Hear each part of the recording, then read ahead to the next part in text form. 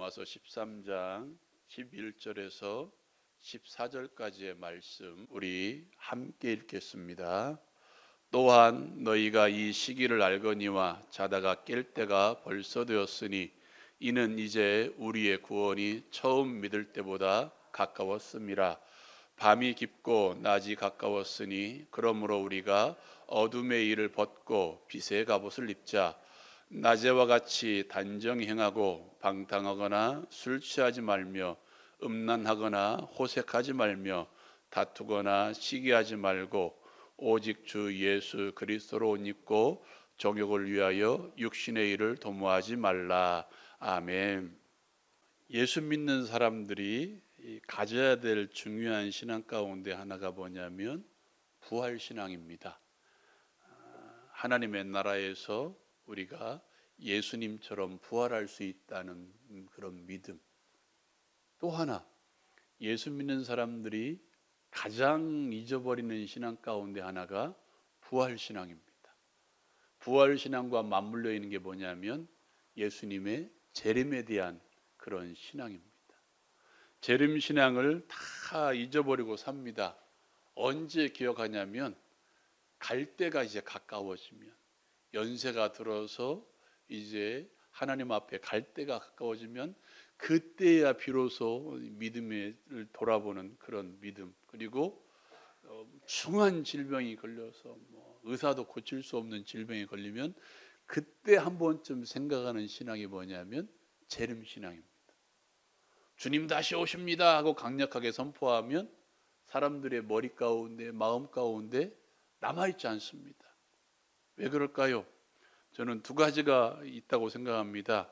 많은 이유가 있겠죠. 두 가지 이유 가운데 하나가 뭐냐면 너무 살기가 좋습니다. 지금 저와 여러분이 살아가고 있는 이 세상이 너무 살기가 좋아요. 마치 하나님의 나라처럼 손으로 뭐든지 다 하는 세상이 되어버렸습니다. 어디 가지 아니하고 젊은 사람들은 손에 들은 이것으로 다 하는 세상이 되어버렸습니다. 저는 그런 생각을 합니다. 제가 영화를 좋아하거든요. 그래서 이 손목에 찬 이것을 가지고 스크린에 비춰서 앞에 대형 화면이 띄워질 그날이 곧 이를 것입니다. 손에 찬 그것도 모자라서 이제는 안경을 끼든지 눈에 보이지 않는 투명 안경을 끼고 이제 영화를 보거나 또 전화를 하거나 또 영상 통화를 하거나 그런 시대가 곧 다가올 것입니다. 아무튼 너무 좋아진 세상입니다. 그것과 마찬가지로 어떤 세상이냐면 너무 빨라졌습니다. 세상이 너무 빨라졌어요. 너무 좋아진 것과 같이 너무 빨라진 세상이 되어버렸습니다. 우리 어르신들은 그래도 이 종이 쪼가리에 뭔가 금액이 더 적혀 있어야 내 돈인 줄 알잖아요. 그죠? 근데 요즘은 어디 있죠? 핸드폰 여기 있네요. 여기로 다 합니다. 이걸로 다 은행 업무도 보고요, 다른 업무도 보고요, 이걸로 집을 사기도 하고요, 이걸로 땅을 사기도 하고요, 이걸로 사람들을 만나기도 하고요, 다 하잖아요.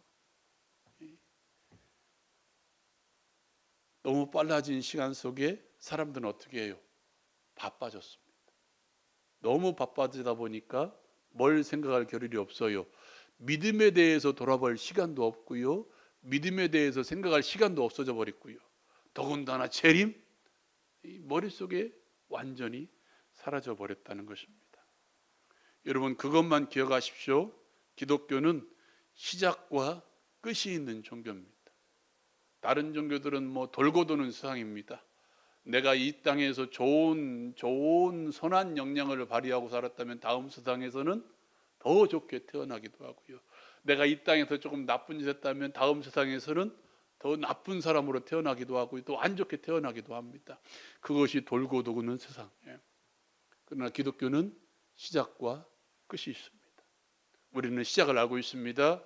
하나님께서 당신의 말씀으로 세상을 만드신 첫 창조, 그것이 우리의 시작입니다. 인류 역사의 시작이고요. 그 시작은 반드시 마무리가 될 것입니다. 언제입니까? 주님이 이 땅에 재림하실 때입니다. 여러분, 우리가 잊고 살아도, 우리가 이 땅이 너무 좋아서 이 땅을 하나님의 나라처럼 생각할지라도 주님은 반드시 재림하십니다. 이 땅에 다시 오셔서 우리를 평가하실 것입니다. 나를 평가하실 것입니다. 내가 어떻게 살았는지 분명히 평가될 것입니다. 하나님의 말씀은 우리에게 그것을 가르쳐주고 있습니다. 다만 그때는 우리가 알지 못합니다. 정확한 시간 언제 어느 때 이 땅에 예수님이 다시 오실지 모릅니다. 다만 뭐만 할 뿐입니까? 추측만 할 뿐이에요. 이 땅에 나타나는 징조들에 대해서 이제 주님이 오실 때가 점점점 다가오고 있구나. 요즘 보면 더욱더 그런 것 같아요. 더욱더 심해지고 더욱더 왕성해지는 역사를 볼 때 이제 주님이 오실 때가 점점점 가까이 오고 있구나. 우리는 추측해 볼 뿐입니다. 오늘 말씀에서도요, 저와 여러분이 읽었던 이 말씀에서도요, 때에 대한 말씀이 기록되어 있습니다. 11절에 보면 뭐라고 이야기합니까? 자다가 깰 때가 벌써 되었다라고 이야기하죠. 또 뭐라고 이야기합니까? 우리의 구원이 처음 믿을 때보다 가까웠다라고 때를 이야기하고 있죠. 12절에서는 뭐라고 이야기합니까? 밤이 깊고 낮이 가까웠으니라고 때에 대해서 표현하고 있습니다. 이제는 깨어 일어날 때입니다. 자다가 깰 때가 벌써 가까이 왔습니다. 우리의 구원이 완성될 때가, 우리가 영화롭게 될 날이 다가오고 있습니다. 하나님의 나라가 영원토록, 하나님의 나라에서 영원토록 왕노릇 할 그 날이 점점점 가까워지고 있습니다. 밤이 깊고 낮이 가까웠다고 말하죠. 밤은 지금 이 시간입니다. 저와 여러분들이 살아가고 있는 지금 이 현장, 삶의 현장에서 치열하게 살아가고 있는 그 현장, 직장 생활이든지 학교 생활이든지 가정 생활이든지 하고 있는 이 현장이 바로 밤이라는 시간입니다. 밤이 지나면 낮이 옵니다.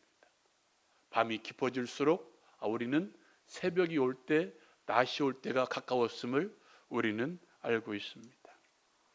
낮을 기다리고 있는 사람들, 여기 말하는 낮은 하나님의 때, 예수님이 재림하실 때, 천국이 완성될 때입니다. 여러분, 우리가 아무리 발버둥 친다 할지라도 그 낮은 점점점 가까워지고 있습니다. 우리가 여기서 아무리 피 터지게 싸우고 여기가 좁싸우니 하고 여기에 초막셋을 진다 할지라도 하나님의 나라는 지금도 가까워지고 있습니다. 우리가 지금 조금 더 좁다, 조금 더 여기서 살자 하는 그 순간에도 하나님의 나라는 가까워지고 있다는 사실을 기억하시길 바랍니다. 여러분은 어떻습니까? 그 낮을 기다리고 있습니까? 그 구원의 날을 기다리고 있습니까? 하나님이 오실 때를 기다리고 있습니까? 천국이 완성될 때를 기다리고 있습니까? 이 땅의 주의 재림을 기다리고 있습니까? 하나님의 나라가 임할 그때를 기다리고 있습니까? 하나님께서는 바울 사도의 입을 통해서 하나님의 때를 기다리고 있는 성도들, 그리고 하나님의 날을 기다리고 있는 교회를 향해서 두 가지의 권면과 한 가지의 명령을 합니다. 그 권면의 초점이 무엇입니까? 이렇게 이야기합니다. 12절 말씀에 보면 이렇게 이야기합니다. 밤이 깊고 낮이 가까웠으니 그러므로 우리가 어둠의 일을 벗고 빛의 갑옷을 입자라고 선언하고 있습니다. 같이 한번 읽어볼까요? 잠을 깨는 의미에서 같이 읽겠습니다. 시작. 밤이 깊고 낮이 가까웠으니 그러므로 우리가 어둠의 일을 벗고 빛의 갑옷을 입자. 아멘.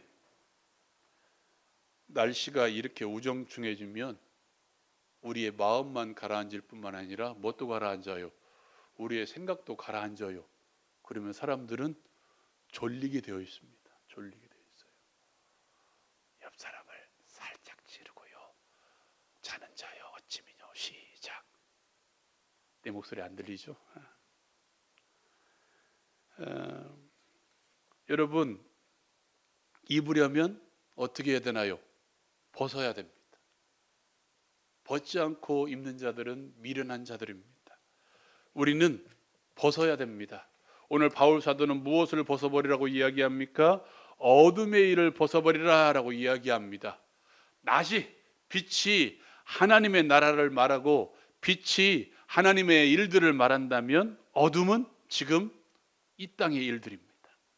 이 땅의 일들이라고 해서 우리가 하고 있는 직장생활, 사회생활 이것을 말하는 게 아닙니다.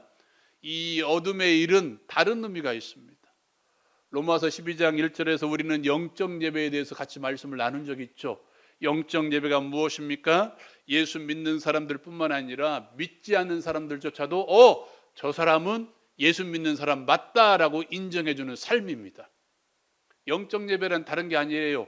저 사람은 분명히 예수 믿는 사람이다라고 인정받는 삶 자체가 영적 예배입니다. 그런 영적 예배를 살아가려면 이 세대를 본받지 말아야 돼요. 이 세대와는 다른 하나님을 믿는 사람들만이 살아가는 어떤 삶의 모습들이 있다는 거예요. 그 삶의 모습들을 살아가려면 어떻게 해야 됩니까? 이 세대를 본받지 말아야 돼요.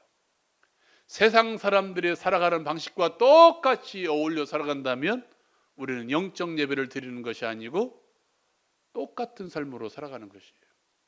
여기 말하는 이 세대는 어떤 사람들입니까? 답은 하나입니다. 하나님이 없는 세대입니다. 하나님이 없는 것처럼 살아가는 거예요. 하나님이 나와 함께하지 않는 것처럼 살아가는 삶 자체가 이 세대이고 오늘 말씀 가운데 있는 어둠의 일이라는 것입니다. 자기 중심으로 살아가는 것, 유혹의 욕심을 따르는 것, 하나님이 없으니까 누가 왕 노릇해요? 내가 왕 노릇해요. 하나님이 없는 것처럼 살아가야 되니까 누가 왕 노릇해요? 내가 왕인 것처럼 살아가는 거예요. 이 땅의 모든 것들이 나 중심으로 살아가는 것입니다. 나를 위해서 예배하죠. 예수 믿는 사람도 마찬가지입니다. 나를 위해서 예배한다면 그것은 어둠의 일이 되는 거예요. 나를 위해서 기도하고 나를 위해서 봉사하고 나를 위해서 전도한다면 그것이 뭐예요? 어둠의 일이라는 거예요. 우리는 누구를 위해서 예배하는 사람들입니까? 하나님을 위해서. 하나님을 위해서 내 직장 생활을 하는 것이고요. 하나님을 위해서 기도하는 것이고요. 하나님을 위해서 봉사하는 것이고요. 하나님을 위해서 전도하는 것이고요. 하나님을 위해서 구제하는 것이고요. 하나님을 위해서 직장 생활하고 하나님을 위해서 학교 생활하는 사람들입니다. 이게 뭐예요? 빛의 갑옷을 입는 거예요. 내가 다른 사람에게 말을 할지라도 누구를 위해서? 하나님을 위해서 말하는 거예요. 하나님을 위한 일들이 아닌 모든 것들은 다 어둠의 일들입니다. 나 개인적으로 할 뿐만 아니라 교회가 일을 해야 돼요. 오늘 저와 여러분이 읽었던 이 말씀은 지금은 교회를 향해서 말하는 것입니다. 교회가 하나님의 일을 하지 않는다면 교회는 교회가 아닙니다. 이것은 분명한 사실입니다. 하나님의 일은 단순하죠. 교회가 하는 일 가운데 하나님이 드러났냐? 하나님이 드러나지 않느냐? 이것을 보면 돼요. 교회가 하는 일 가운데 하나님이 드러나지 않으면 그것은 하나님의 일이 아니에요. 어둠의 일을 따라가는 거예요. 어둠의 일을. 교회가 하는 모든 활동 가운데 하나님이 드러난다면, 나만 기쁘고 끝난다면 그것은 하나님의 일이 아니라는 거예요. 예배를 드린다고 할지라도 하나님께서 드러나지 않는 예배는 하나님의 일이 아닙니다.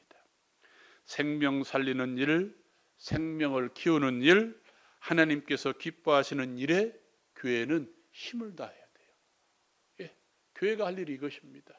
사람의 만족을 위해서 교회 일을 하는 것이 아니라 하나님의 만족을 위해서 교회가 행사를 하고 예배하고 모든 것을 하는 거예요. 하나님이 제일 싫어하는 것은 외형을 키우는 일입니다. 사람이 불어난 이것이 외형이 아니라 이 교회 외형을 키우는 일은 하나님이 싫어하는 일이에요. 우리는 빛의 갑옷을 입어야 됩니다. 갑옷이 언제 입는 것입니까? 전쟁 중일 때 입는 옷이 갑옷입니다. 그렇다면 지금 우리는 뭐 하고 있다는 거예요? 전쟁 중에 있다는 거예요. 어떤 전쟁? 영적인 싸움. 사단은 끊임없이 성도들을 무너뜨리려고 합니다. 왜 그런가요?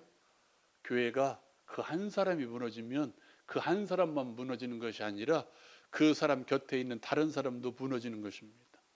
이렇게 확장되어 나가면 결국 뭐가 무너져요? 교회가 무너지는 거예요. 우리를 어둠의 일에 몰두하게 하는 사단의 계략이 지금 판을 치고 있습니다. 마치 이것이 하나님의 일인 것처럼 포장해서 하나님이 드러나지 않는 일들을 교회가 하게 만든다는 거예요. 단단히 무장하지 않으면 교회는 곧 어둠에 휩쓸려 교회를 그리고 우리를 하나님께 집중하지 못하게 합니다. 여러분, 우리 기쁨찬 교회를 위해서도 기도해 주시기 바랍니다. 우리 기쁨찬 교회가 하나님의 일에 몰두하는 교회가 되게 달라고, 하나님의 기쁨으로 하나님을 기쁘시게 하는 일로 충만한 교회가 되게 달라고. 우리 교회뿐만 아니라 이 땅에 있는 모든 교회도 마찬가지입니다. 대한민국에 소속된 모든 교회들이 하나님을 기쁘시게 하고 하나님의 일에 몰두하고 힘을 다하는 교회가 되게 달라고. 또한 바울 사도는 낮에와 같이 단정히 행하라고 말씀합니다.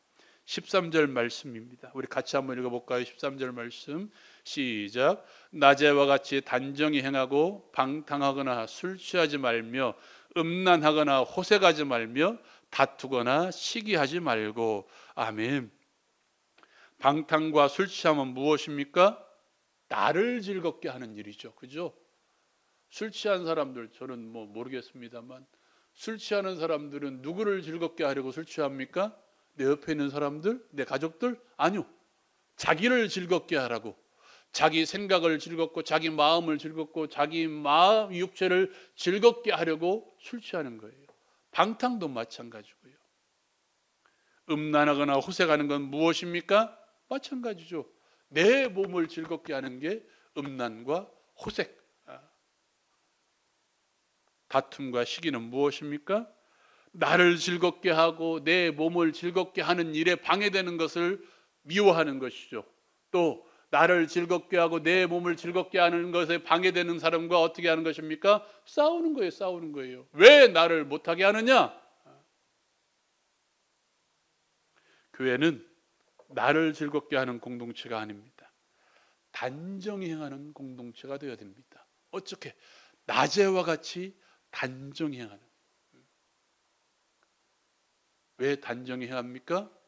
많은 이유가 있겠지만 누가 보기 때문에, 나를 지휘한 사람들이 보기 때문에 우리는 옷을 깨끗하게 입잖아요. 마찬가지입니다. 우리가 보여줄 대상은 누굽니까? 먼저는 하나님이죠. 그리고 누굽니까? 내 옆에 있는 사람들입니다. 사랑하는 여러분, 교회는 사람들의 시선을 어느 정도 의식하는 공동체가 되어야 됩니다. 하나님만 즐거우면 됐지? 아니요.